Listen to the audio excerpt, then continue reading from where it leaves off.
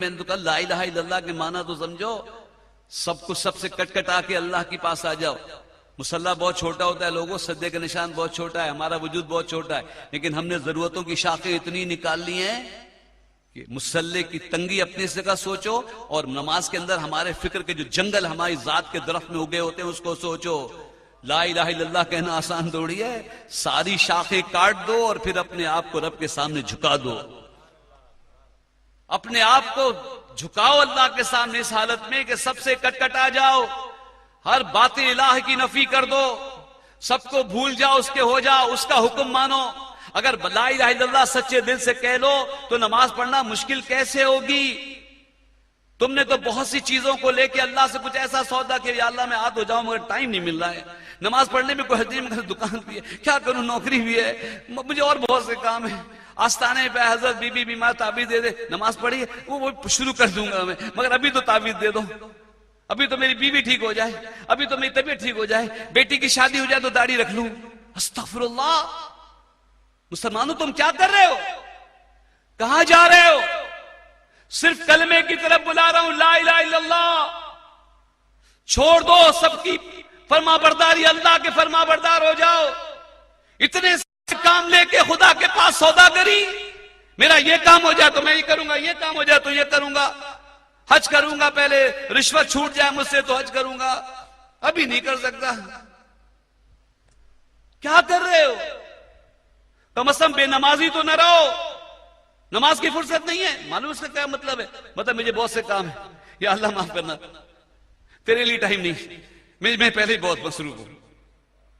مولانا کوئی آسان بات بتا دی تو صحیح ہے، ورنہ بھائی میرے مجھ سے نہیں ہو سکتا، بھائی علاقے کا کام بہت ہے، غریبوں کو دیکھوں، خدمت خلق کو دیکھوں، خدا کو دیکھوں۔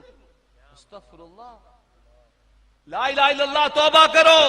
تم میں سے ایک شخص کو بھی بے نمازی نہیں رہنا چاہیے اگر وہ لا الہ الا اللہ پڑھتا ہے۔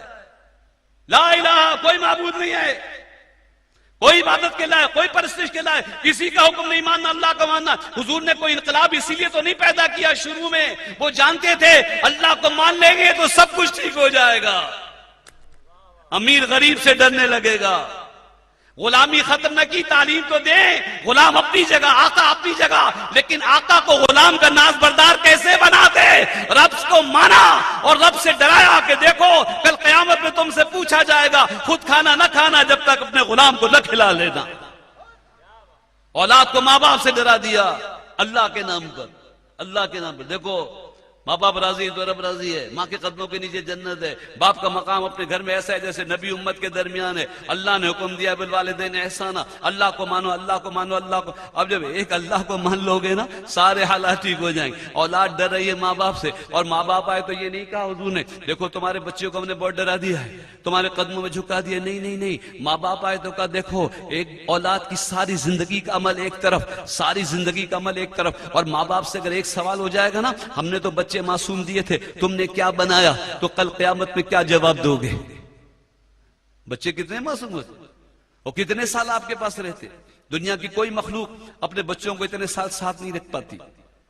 اللہ اکبر، بلی کے بچے 7 دن، بکری دودھ جب پیتے تک، پھر اس کے گلے پہ بھی چھری، اس کے گلے پہ بھی چھری، مچھلی کے بہت سے بچے ہوتے ہیں، ان گنت ہوتے ہیں، لیکن قدرت کا نظام ہے، پیدا ہوتے ہی ایک لہر آتی ہے، ماں کہیں ہوتی ہے، بچے کہیں ہوتے ہیں۔ اللہ اکبر، ایک لمحہ نہیں ملتا ہے، اگر اس کو بھی موقع مل جائے تو وہ بھی کاندھوں پہ لے کے چلتی ہے، وہ بھی ندی کی بغلی میں اپنے منہ سے کھلاتی ہے، مگر اللہ کی شان ہے، بچے تو بہت دیتے ہیں، مچھلی کے بچے بہت ہوتے ہیں لیکن ماں کے پاس رہ نہیں پاتے۔ اے انسانوں تمہیں بچے دیے اور کتنے سال تمہارے ساتھ رہے، اللہ لمبی عمر دے تم کو بھی تمہاری اولاد کو بھی۔ 10-12 سال تو مجبور رہے، بڑے ہو کے باغی ہوا ہے نا، بڑا والے باغی ہوا ہے نا، اب تم چھوٹے سے امید رکھ رہے ہو نا، پھر اس کے بعد چھوٹا ہوگا اس پہ چلے جاؤ گے، امید تمہاری پوری نہیں ہوگی کیونکہ تم نے جس وقت اس کو بنانا تھا اچھا بنایا نہیں ہے۔ 12 سال تک جو مجبوری تھی اس کی، جو تم کھلاتے تھے وہ کھاتا تھا، جو تم پلاتے تھے وہ پیتا تھا، جیسے کپڑے تم دیتے تھے وہ پہنتا تھا، اگر تم نے اس وقت اس سے مسلمان بنا دیا ہوتا تو بڑے ہو کر وہ تم سے باغی نہ ہوتا، لیکن اس وقت تو تم نے اسے آزاد چھوڑ دیا، اور جب وہ کمانے کے لائق ہوا، اللہ اگر اسے جھکا لینا چاہتے ہو تو آدمی غم اگر باہر جہاں ہو تو اٹھا لے کوئی، آدمی شاخ نہیں ہے کہ جھکا لے کوئی. جب آدمی بڑا ہو جائے تو پھر وہ تمہارے بس کا نہیں ہوتا ہے.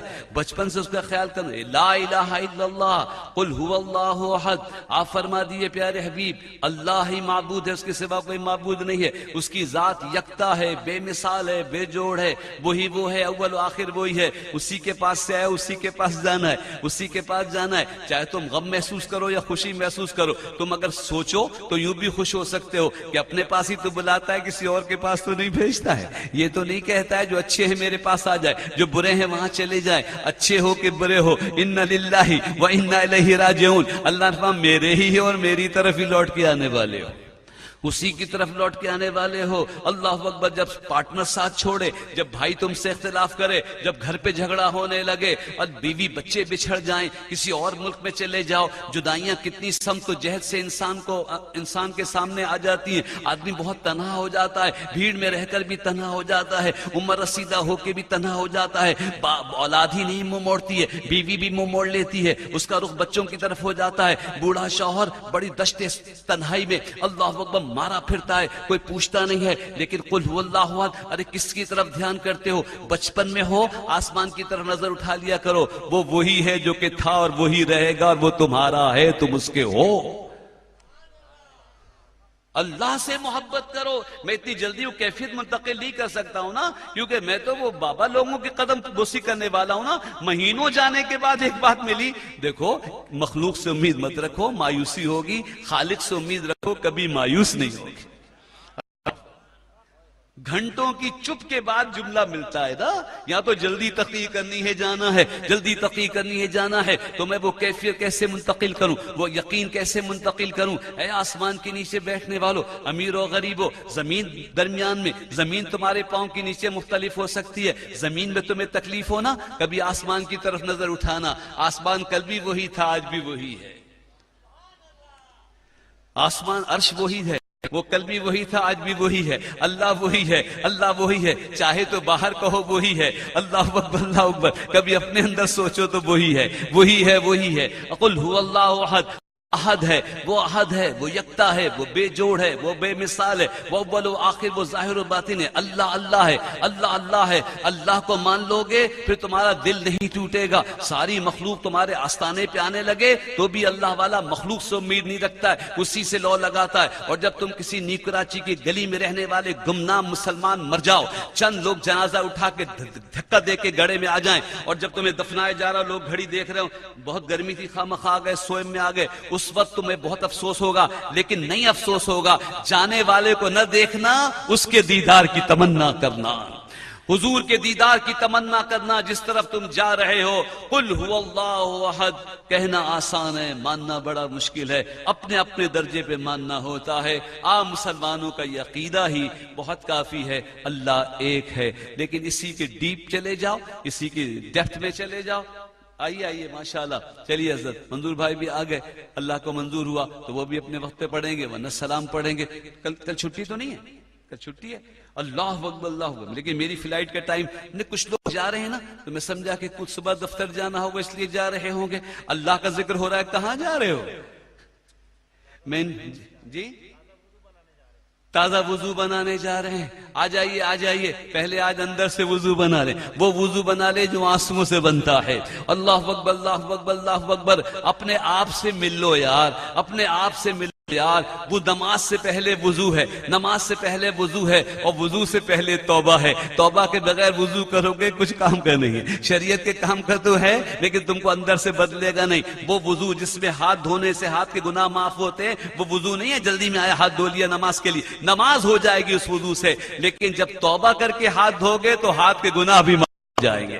جب توبہ کر کے کلی کرو گے تو زبان کے گناہ بھی معاف ہو جائیں گے، اور توبہ وضو کرو گے تو نظر کے گناہ بھی معاف ہو جائیں گے. نماز سے پہلے وضو ہے اور وضو سے پہلے توبہ ہے. اور یہ جو محفل میلاد مصطفیٰ صلی اللہ علیہ وسلم ہے، اور ہم جو آتے ہیں توبہ کرتے ہیں اور توبہ کی طرف بلاتے ہیں. قل هو اللہ احد اللہ الصمد. اللہ کی ذات بے نیاز ہے، بندہ نیاز مند ہے. نیاز کے معنی محتاجی کے ہوتے ہیں، نیاز کے معنی محتاجی کے ہوتے ہیں. وہ نظر شرعی اللہ کے واسطے کسی کام کو ماننا، اور نظر و نیاز میرے عام سنی بھائی یہ جملہ نوٹ کر لیں،